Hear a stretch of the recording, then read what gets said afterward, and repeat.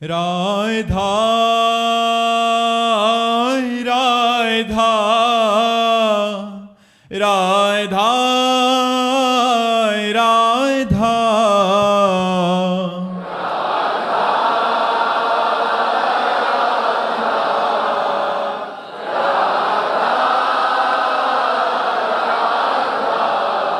हाय Radha Radha Radha Radha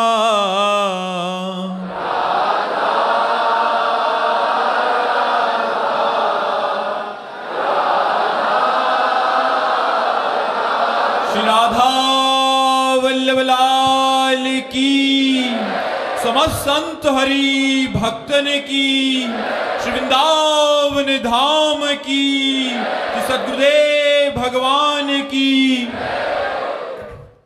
baby देवी जी बिहार से। महाराज जी, श्री रामचरितमानस के लंका कांड में जब हनुमान जी लंका में प्रवेश करते हैं तो लंकनी पर मुष्टि प्रहार करते हैं। फिर वो उन्होंने बोला, तात स्वर्ग अपवर्ग सुख रखिए तुला एक अंग, तूल न ताहि सकल मिली जो सुख लव सत्संग। महाराज जी, इसमें सत्संग का तात्पर्य क्या है? गोसा।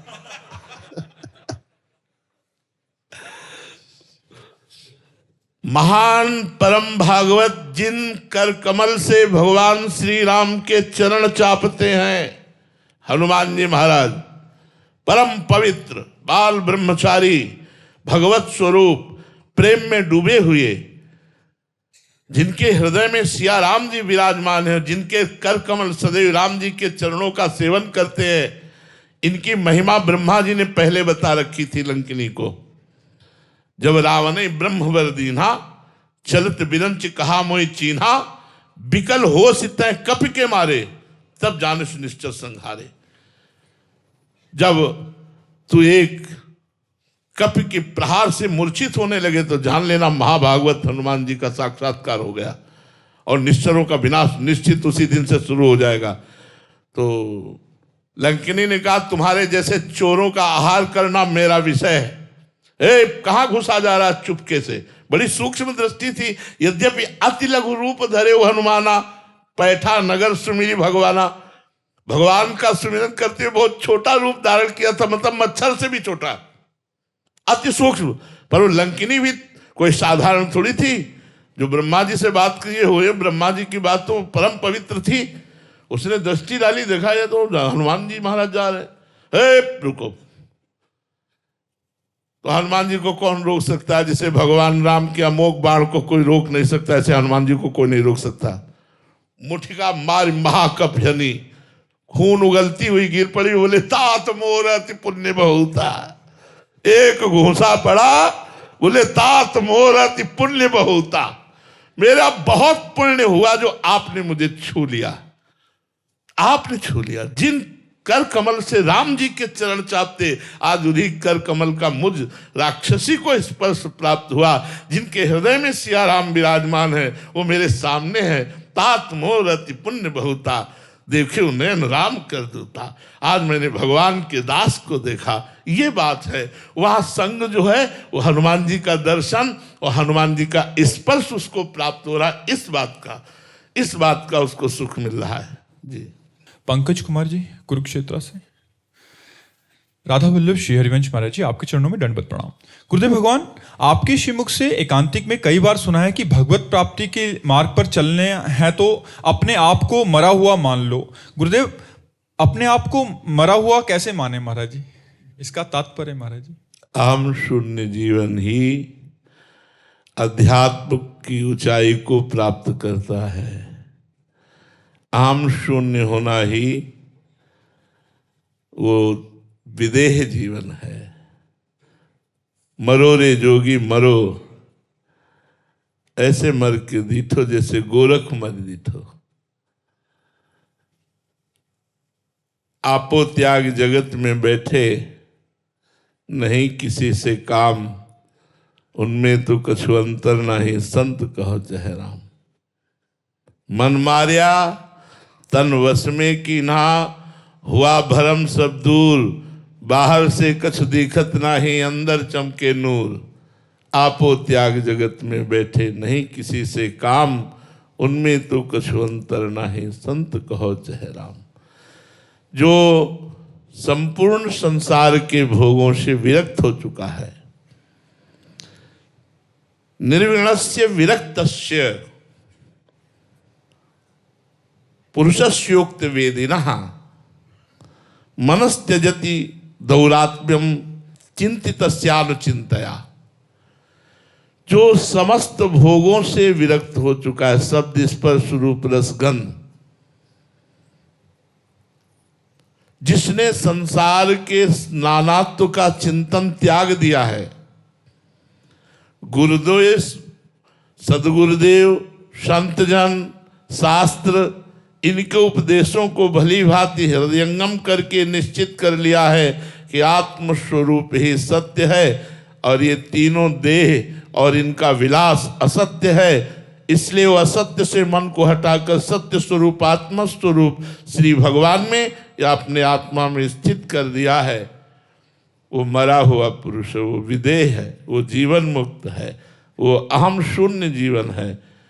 जब तक विषयों का चिंतन होता है, भोगों के भोगने में सुख है, तब तक ये जीवन नहीं। इस मार्ग में मरकर चला जाता है। नारायण अति कठिन है, हरि मिलन की बाट, या में पग पीछे धरे प्रथम शीश दे काट। शीश काटने का तात्पर्य अहम का नाश हो जाना। शास्त्र और गुरु की आज्ञा में अनुकूलता, प्रतिकूलता, मान अपमान, सुख दुख, निंदा स्तुति, इसको समान सहते हुए चलना, यही है अमृतमय जीवन। मृत जीवन इधर तो अमृतमय जीवन इधर। मृत्युर्मा अमृतम गमय, असतो माँ सदगमय, तमसो माँ ज्योतिर्गमय।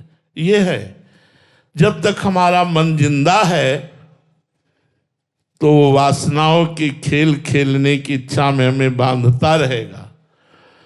दुर्वासना मम सदा परिकर्षयन्ति, दुर्वासना सदैव हमें खींचती रहेगी। जब तक दुर्वासना के खेल खेलते रहेंगे तो उपासना परिपक्व नहीं होगी। वासनाएं नष्ट हुए बिना कोई उपासना की स्थिति नहीं प्राप्त करता, चाहे वो भगवत प्रेममयी उपासना हो, चाहे वो ज्ञानमयी उपासना हो, दोनों के द्वारा एक ही तत्व का अनुभव होता है। इसलिए मरने का तात्पर्य है संकल्प रहित मन, भगवत चिंतन परायण चित्त। भगवत चरणारविंद में ही सुख है, आत्म सुख ही सत्य है, ये निश्चय और अहंकार का शुद्ध मय में या भगवान के चरणों में समर्पित हो जाना, यही तात्पर्य है। शिवम जी नोएडा से।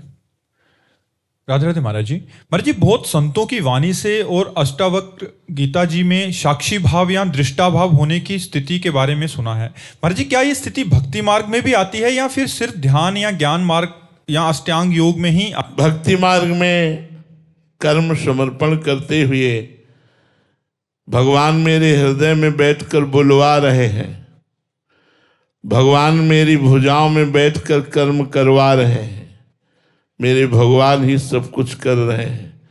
भक्ति हर समय देखता है कि ये तो शरीर यंत्र मात्र है, भगवान करा रहे हैं। उमा दारु जोशित की नाई, सबहि नचावत राम गोसाई, वो अनुभव कर रहा है। ज्ञानी शरीर की जितनी चेष्टाएं हैं वो त्रिगुणमयी माया के द्वारा हो रही। गुणानुगुण वर्तन्ते मनुष्याः पार्थ सर्वशः। वो अपने को दृष्टा देखता है। भक्त अपने आप को भूल करके भगवान के चिंतन में इतना तन्मय है कि सारी चेष्टाएं भगवान करा रहे हैं। ब्रह्म नहीं, माया नहीं, नहीं जीव नहीं काल, अपनी ही सुधि ना रही, एक रहे नंदलाल। भगवत चिंतन में इतना डूबा हुआ है कि संकल्प विकल्प रहित तो होकर के कर्म हो रहे हैं। कर्म होते हुए भी वो भगवत समर्पण युक्त है, इसलिए अहम शून्य जीवन है। तभी उसके हृदय में प्रेमानंद का अनुभव होता है और वो समस्त वासनाओं से मुक्त होकर, आवागमन से मुक्त होकर भगवान की रूप माधुरी, लीला माधुरी, गुण माधुरी में डूबा होता है और शरीर की चेष्टाएं यथावत होती हैं, वो भगवान की प्रेरणा से। ओम कृष्ण जी अमृतसर से। राधे राधे महाराज जी। महाराज जी, उमा कहूं मैं अनुभव अपना, सत हरि भजन जगत सब सपना, और जड़ चेतन जग जीव जत सकल राम में जाने, बंधु सबके पद कमल सदा जोरी जुग पानी। महाराज जी, एक नए साधक को इन दोनों भावों में से कौन सा भाव लेकर चलना चाहिए अपने जीवन में? दोनों। पंछी जब आकाश में उड़ता है तो एक पंखे से नहीं उड़ता, दोनों से, दो पंखे होते हैं। ऐसे हमारी सत्य वस्तु का अनुभव करने के लिए दो बातें हैं, अन्वय और व्यतिरेक। है नहीं है। जहां असत मार्ग में हमारी बुद्धि जाए तो मिथ्या, और सत्य मार्ग में जाए तो सत्य। इसीलिए ब्रह्मसूत्र भी कहता है ब्रह्म सत्यम जगन मिथ्या, और जब अनुभव हुआ तो सर्वम खलमिदम ब्रह्म ने नानास्ति किंचन, सब ब्रह्म ही है, ब्रह्म के सिवा कुछ भी नहीं है। पर प्रारंभ में ब्रह्म सत्यम जगन मिथ्या। तो प्रारंभिक साधक को चाहिए कि इस नानात्व को मिथ्या मान करके सत्य स्वरूप भगवान में चित्त को लगाने की चेष्टा करे, या सब संबंधों में सब रूपों में मेरे भगवान ही विराजमान हैं, ऐसा भाव करके चले। दो भाव है, या तो इसे मिथ्या मान करके चलो तो आके अनुभव में हो जाएगा कि भगवान ही सब रूपों में है, या अभी से भगवान मान करके चलो तो ये सिद्ध हो जाएगा कि जड़ चेतन जग जीव जत सकल राम में जाने। पर ये नानात्व मिथ्या है बच्चा, प्रतिक्षण नाश को प्राप्त हो रहा है, परिवर्तनशील है। सत्य परिवर्तनशील नहीं होता, एक रस होता है, और ये एक रस नहीं है, विषम है, ये द्वंद्व है। सुख दुख मान अपमान लाभ हानि जय पराजय जन्म मृत्यु, ये द्वंद्वमय है। जो एक है वो द्वंद्वातीत है, वो कालातीत है, वो त्रिगुणातीत है, वो चिदानंदमय है। वही आपका स्वरूप है। अगर ज्ञान मार्ग में देखो और भक्ति मार्ग में देखो तो वही आत्मस्वरूप भगवान है। इसलिए दोनों बातें समझनी होंगी, तभी ये बात समझ में आएगी। जितेंद्र कुमार जी जिंद हरियाणा से। राधे राधे महाराज जी। महाराज जी, आप कहते हो कि अहंकार को मिटा दो तभी ईश्वर की प्राप्ति होगी। जिस मैं को मिटाने की बात हो रही है वो तो अपने आप को बचाने के लिए आध्यात्मिक साधना करता है, तो अंत में जो मिटा उसे मिटाने वाला कौन था? क्या कहना चाहते हो? किसका प्रश्न है? गुरुजी, मेरा प्रश्न है कि मैं साधना करता हूँ अहंकार को मिटाने के लिए। अगर यही साधना मेरी अहंकार का कारण बन जाए, जैसे कि मैं बहुत बड़ा साधक बन गया। हाँ, ये दोष है, ये दोष है। ये दूसरों पर हे बुद्धि करके अपने में श्रेष्ठ बुद्धि लाएगा, जिसके कारण हमारा पतन हो जाएगा। हमें दूसरों में भगवत बुद्धि और अपना सुधि ही ना रहे। तभी तो कहा कि भक्त देखता है कि भगवान के द्वारा, जैसे आपका भजन बन रहा है तो आप कहोगे गुरुदेव की बड़ी कृपा, संतों की बड़ी कृपा, भगवान की बड़ी कृपा कि मेरा भजन बन रहा है। अगर ये बात आता है कि ये लोग तो इतना भजन नहीं करते जितना मैं भजन करता हूँ, तो दूसरे में हे बुद्धि, अपने में श्रेष्ठ बुद्धि, ये पतन का मार्ग है, ये उन्नति का मार्ग नहीं। अध्यात्म में वो भ्रष्ट हो जाएगा जो अपने को श्रेष्ठ मानता है। अध्यात्म तो तब होता है जब तृणादपि सुनी चेन तरोरी सहिष्णुना अमानिना मान देन कीर्तनीया सदा हरि। अपने को तृण से नीच समझता है, सबको श्रेष्ठ समझता है, सबको सम्मान देता है, स्वयं अमानी रहता है, वृक्ष के समान सहनशील होकर निरंतर नाम जप करता है, वो महात्मा बन जाता है। पैंट शर्ट में भी वो महात्मा होता है। तो बच्चा, ये बात तो निंदनीय है, इसे त्यागना चाहिए। ये त्यागने से ही आध्यात्मिक की ऊंचाई पर चढ़ा जा सकता है। समझ पाए आप? जी जी। अशोक अग्रवाल जी लखनऊ से। राधे राधे महाराज जी। महाराज जी, आप कह रहे हैं कि आप विधायक हैं, आप पूछना चाहते हैं कि राजनीतिक और सत्ता के मार्ग पर प्राय अहंकार और मद की बाधाएं महाराज जी आती रहती हैं जीवन में। एक जनप्रतिनिधि अपनी सत्ता की शक्ति को बिना अहंकारी हुए केवल ठाकुर जी की सेवा कैसे? देखो, आप तो मान लो एक विधायक हैं, चक्रवर्ती सम्राट से बहुत छोटा पद है ये। वो जो बादशाह होता है वो थे अम्बरीश जी। अन्य पूरे संपूर्ण भारत के नहीं, विश्व के वो राजा थे। चक्रवर्ती कहते हैं जहां से सूर्य उदय होता है, जहां से अस्त होता है। सम्राट थे। और भगवान के अनन्य दैन्य भक्त थे। कितने ऐसे सम्राट हमारे इतिहास में हुए जो भगवान के भक्त हुए, दैन्य हुए। आप प्रजा के स्वामी नहीं हैं। आप जब धैर्यपूर्वक देखिए तो आप प्रजा के सेवक हैं। विधायक पद, सांसद पद या मुख्यमंत्री पद, ये जितने पद हैं ये समाज सेवा के लिए रखे गए हैं। अगर हम अपने को समाज सेवक समझते हैं तो हमारा मार्ग ठीक चलेगा। अगर समाज का स्वामी समझते हैं तो हमारा मार्ग गलत हो जाएगा। आप स्वामी नहीं हो, स्वामी तो भगवान हैं, आप सेवक हो। अगर सेवक बन करके आप समाज की सेवा करें तो विधायक पद आपको अभिमान रहित करके भगवान के मार्ग में आगे बढ़ा देगा। सबकी सेवा करना, जितना क्षेत्र आपके अंतर्गत आता है विधायक में, उतने क्षेत्र को आप विचार पूर्वक सोचते रहिए, कैसे मैं गरीबों को सुख पहुंचाऊं, कैसे लोगों को अनुकूलता प्रदान करूं। मैं एक सेवक हूं। भारत को एक ऐसे नागरिक की आवश्यकता है जो दूसरों को सुख पहुंचावे, वो चाहे विधायक हो चाहे सांसद हो। जब स्वसुख वांछा का त्याग करके समाज सुख के लिए सोचा जाता है तो वही भजन बन जाता है, और जब स्वसुख वांछा शोषण किया जाता है तो वही हमारे दुर्गति का कारण बन जाता है। यदि हम नाम जप करें और अपने को समाज सेवक समझें तो हमें लगता है फिर गर्व नहीं छुएगा आपको। फिर आप भगवान की भक्ति से युक्त होकर के, यही आपकी भगवान की पूजा बन जाएगी और इसी पूजा से भगवान प्रसन्न हो जाएंगे। समाज की सेवा का बहुत बढ़िया अवसर मिला है। आप हजारों गरीबों को सपोर्ट कर सकते हैं, हजारों समस्याओं का समाधान कर सकते हैं, क्योंकि आप सरकारी पद पर हैं। आप उस पद का सदुपयोग कीजिए और ये सोचते रहिए कि मैं तो सेवक हूँ, स्वामी नहीं। स्वामी तो भगवान है, मैं सेवक हूँ, समाज का सेवक हूँ। हम भी समाज के सेवक हैं, हम भी समाज आध्यात्मिक सेवा हम भी कर रहे हैं। सबको नमस्कार करके हमारे जो अध्यात्म की संपत्ति मिली है वो सबको बांट रहे हैं, और उसमें जो जो ग्रहण कर रहे हैं वो सुख का अनुभव कर रहे हैं, जो त्याग रहे हैं वो दुख का अनुभव कर रहे हैं। तनिष अरोड़ा जी, होशियारपुर से।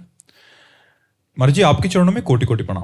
गुरुदेव, आपका सत्संग सुनकर पता चला कि संसारिक इच्छाओं का कोई अंत नहीं है, इसलिए मैं अपनी इच्छाओं को बढ़ाना नहीं चाहता। पर जब भी मैं किसी के पास कोई चीज देखता हूं जो मेरे पास नहीं है तो मन में आता है कि ये भी मेरे पास होता तो अच्छा होता। महाराज जी, ऐसी भावना को खत्म करने के लिए मैं क्या करूं? महाराज, नाम जप करो। भगवान के नाम में बहुत बड़ी सामर्थ्य है। वो चाहेंगे तो पूर्ण कर देंगे, वो चाहेंगे तो समाप्त कर देंगे। नाम जप करो, भगवान चाहेंगे तो कामना की पूर्ति कर देंगे और भगवान चाहेंगे तो कामना को शांत कर देंगे। दोनों काम भगवान मंगलमय ही करेंगे। इसलिए अगर चाहिए, देखो लोगों को चाहिए तो, पर भजन नहीं करते। करदम जी को भगवान ब्रह्मा जी ने आज्ञा करी कि सृष्टि रचना करो, तो अकेले तो सृष्टि रचना हो नहीं सकती, अब पत्नी चाहिए। तो उन्होंने पत्नी चाहिए इसलिए 10,000 वर्ष तक भजन किया। स्वयं सच्चिदानंद भगवान श्री हरि प्रकट हुए और कहा वरदान मांगो, तो उन्होंने कहा पिताश्री की आज्ञा है कि सृष्टि वृद्धि को प्राप्त हो, तो सृष्टि वृद्धि को प्राप्त हो इसलिए मुझे पत्नी चाहिए। भगवान के आंसू गिर पड़े कि 10,000 वर्ष तक तपस्या पत्नी के लिए। तो बिंदुसर तीर्थ जो बना वो अश्व से बना। भगवान ने कहा आदि सम्राट महाराज मनु की पुत्री देवहूति जी परसों आएंगी और उन्हें आप स्वीकार कर लेना। करदम जी का ब्याह हुआ, स्वयं भगवान पुत्र रूप में प्रकट हुई, कपिल भगवान के रूप में, और सांख्य शास्त्र का उपदेश करके उनका और जगत का मंगल किया। हम जो चाहें भगवान से चाहें और नाम जप करें तो या तो हमारी चाह पूर्ति हो जाएगी, और यदि वो वस्तु अमंगल करने वाली है तो उस कामना की ही शांति हो जाएगी। इसलिए हम खूब नाम जप करें। प्रताप नारायण द्विवेदी जी, लखनऊ से। महाराज जी, सत्य क्या है? प्रभु, आत्मा, ब्रह्म, हरि, ये पर्यायवाची उसी के हैं।